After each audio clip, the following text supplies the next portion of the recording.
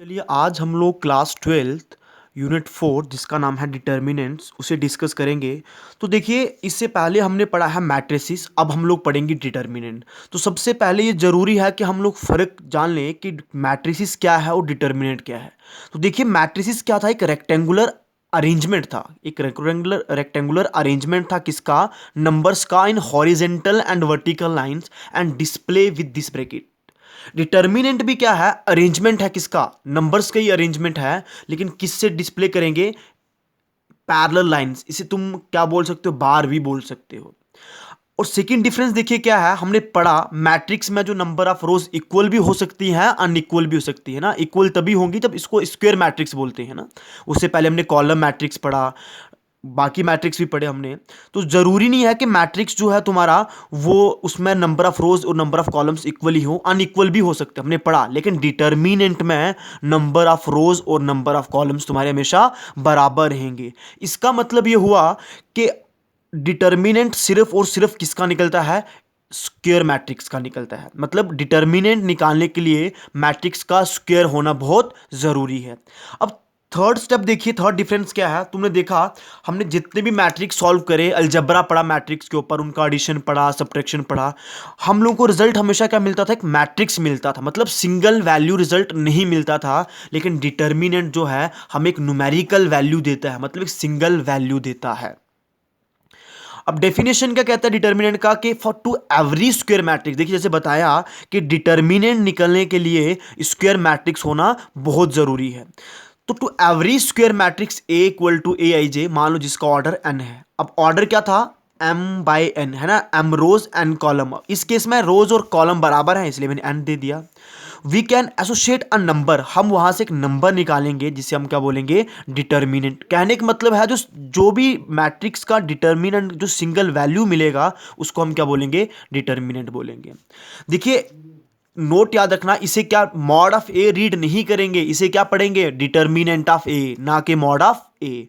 याद रखना कि ओनली स्क्वायर मैट्रिक्स है डिटर्मिनेंट। अगर कल तक ऑब्जेक्टिव आता है कि बताओ कौन से मैट्रिक्स का डिटर्मिनेंट आता है, उसे क्या ऑप्शन दिया हो, square matrix, column matrix, row matrix, या नन ऑफ दीज, तो किसका निकलता है डिटर्मिनेंट, हमेशा स्क्वायर मैट्रिक्स का निकलता है।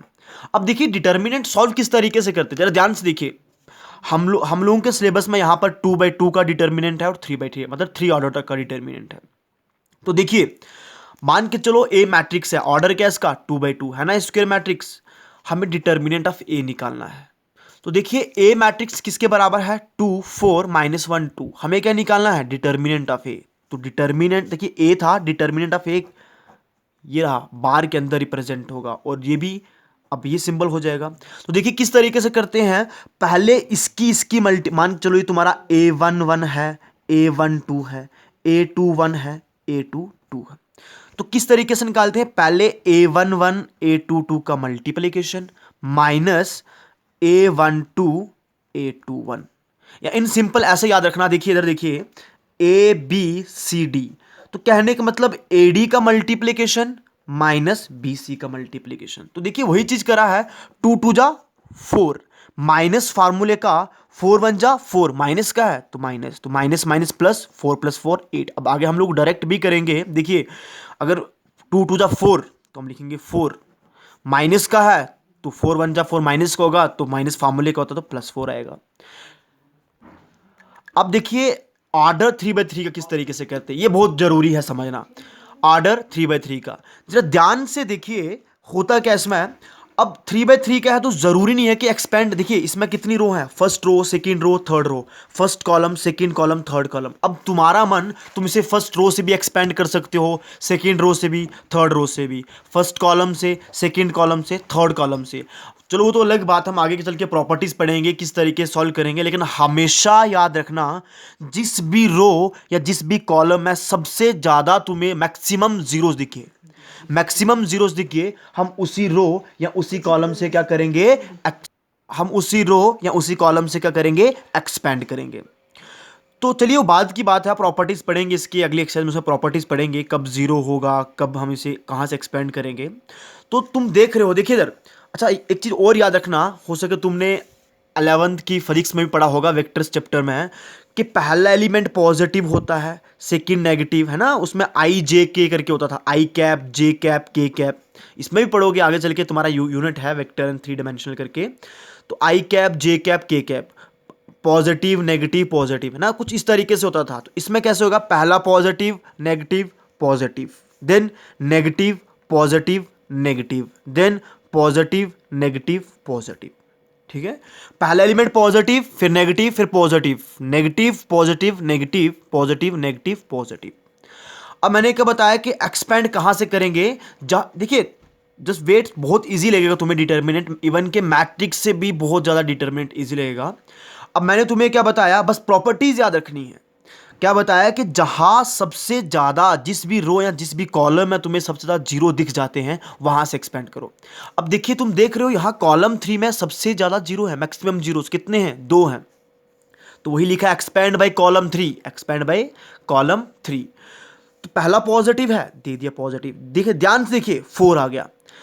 अब जो तुमने कॉलम लिया है उस पूरे कॉलम को एलिमिनेट कीजिए, छोड़ दीजिए, वो कॉलम नहीं आएगा। अब पहला 4 लिया, इसके कारस्पोंडिंग कौन सा रो है, ये रो है, इसे भी छोड़ दीजिए, बचेगा -1 4 3 1। देखिए अभी चलिए हम स्टार्टिंग कर रहे हैं, आगे जैसे चलते जाएंगे तुम्हें बहुत इजीली लगने लगेगा, तुम इन शॉर्ट करोगे। क्या बोला मैंने कि अगर पहला एलिमेंट 4 लिया है तो इसके सामने वाला जो भी कॉलम होगा, सामने वाला रो छोड़ दो, अंदर एलिमेंट कौन आएगा, -1 4 3 1। अब सेकंड एक्सपेंड बाय कॉलम 3 कर रहे हैं, सेकंड एलिमेंट इसका 0 है, लेकिन सेकंड माइनस का होता है ना इसका, तो -0। अब 0 के सामने वाला कॉलम छोड़ दिया, सामने वाला रो भी छोड़ दो, तो बचेगा 1 2 4 1, उसे डिटर्मिनेंट की फॉर्म में लिखना है। फिर लास्ट देखिए, पहला पॉजिटिव नेगेटिव पॉजिटिव, तो +0। अब इस 0 के सामने वाला कॉलम, कहने का मतलब कॉलम जो ले रहे हो उसको लिखना ही नहीं है, उसके सामने वाला रो भी हटा दो, बचेगा 1 -1 2 3, वही बचा है, ये लेना आ गया।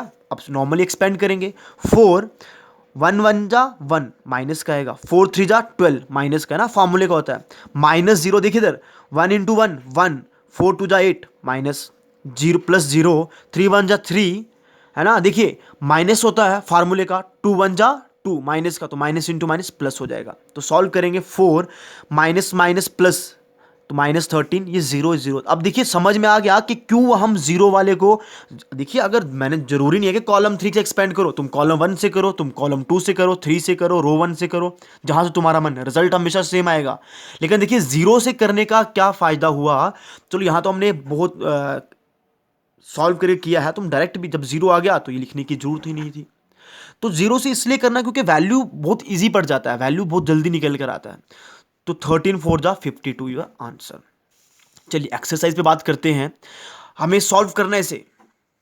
कई बार डिटर्मिनेंट को इस सिंबल से, डेल के सिंबल से भी डिनोट किया जाता है। तो देखिए 2 1 जा 2, माइनस का, माइनस फार्मूले का 4 5 जा -20, तो माइनस इंटू माइनस प्लस हो जाएगा, 20 में से दोगे तो 18। चलिए क्वेश्चन नंबर सेकंड देखिए, सेकंड का फर्स्ट पार्ट, डेल कितना दिया है, cos theta minus sine theta cos theta, हमें इसे सॉल्व करना है, एवेलुएट करना है। तो देखिए इसका मल्टीप्लिकेशन इसके साथ कॉस स्क्वायर थीटा आ जाएगा, माइनस फार्मूले का है तो माइनस इंटू माइनस प्लस हो जाएगा, sine into sine sine square theta, तो cos square theta plus sine square theta किसके बराबर होता है, 1 के बराबर होता है। सेकेंड पार्ट देखिए, ये डिटर्मिनेंट दिया है, तो क्या होगा, इसकी मल्टीप्लिकेशन इसके साथ माइनस इसकी मल्टीप्लिकेशन इसके साथ, तो वही किया है, इसकी इसके साथ मल्टीप्लिकेशन माइनस इसकी मल्टीप्लिकेशन इसके साथ। तो देखिए X into X square X cube, X into minus X square, X into 1 X, 1 into X square 1 into minus X 1 into 1 1, minus है तो ब्रैकेट आएगा। देखिए a minus B A plus B, क्या फार्मूला होता है, a minus B A plus B, तो क्या formula होता है, A square minus B square, तो वही लिखा एक्स स्क्वायर माइनस 1 स्क्वायर। यहां से ये नेगेटिव था, ये पॉजिटिव नेगेटिव कैंसल आउट आएगा, एक्स क्यूब प्लस 1, माइनस अंदर मल्टीप्लाई कीजिए, minus X square minus into minus plus 1, तो अरेंज करो, x cube minus X square 1 + 1 2। Question number third देखिए, हमें ए मैट्रिक्स दे रखा है, स्क्वायर मैट्रिक्स, देखिए डिटर्मिनेंट बात करें तो स्क्वायर मैट्रिक्स ही होगा। अब डिटर्मिनेंट में जब भी मैट्रिक्स की बात करूंगा तो मान लेना स्क्वायर मैट्रिक्स की बात कर रहे हैं। हमें क्या शो करना है कि determinant of 2a = 4 into determinant of a। हमारे पास a है, हमें डिटर्मिनेंट किसका निकालना है, 2a का निकालना है। तो ये रहा a, 2 से मल्टीप्लाई करने पड़ेगा दोनों तरफा, क्योंकि मुझे 2a का डिटर्मिनेंट निकालना है। 2a is equal to 2 into A matrix. अब मैट्रिक्स की प्रॉपर्टी क्या थी कि स्केलर है वो अंदर हर एक एलिमेंट से मल्टीप्लाई होगा। स्केलर है जी, मल्टीप्लाई होगा, हाँ बिल्कुल होगा। 2 वन जा 2, 2 टू जा 4, 8 4। अब इसका डिटर्मिनेंट निकालेंगे, है ना। 4 टू जा 8, माइनस 8 4 जा 32, रिजल्ट कितना आया -24। Let it be question number first. Second देखिए, हमें 4 इंटू डिटर्मिनेंट ऑफ ए निकालना है। तो 4 एक स्केलर है, डिटर्मिनेंट ऑफ ए निकालेंगे। 4 एज इट इज रहेगा, 2 वन जा 2, 4 टू जा 8, माइनस का तो देखिए -6 आ जाएगा, -24। तो फर्स्ट सेकेंड को कंपेयर कीजिए, दोनों बराबर आए हैं।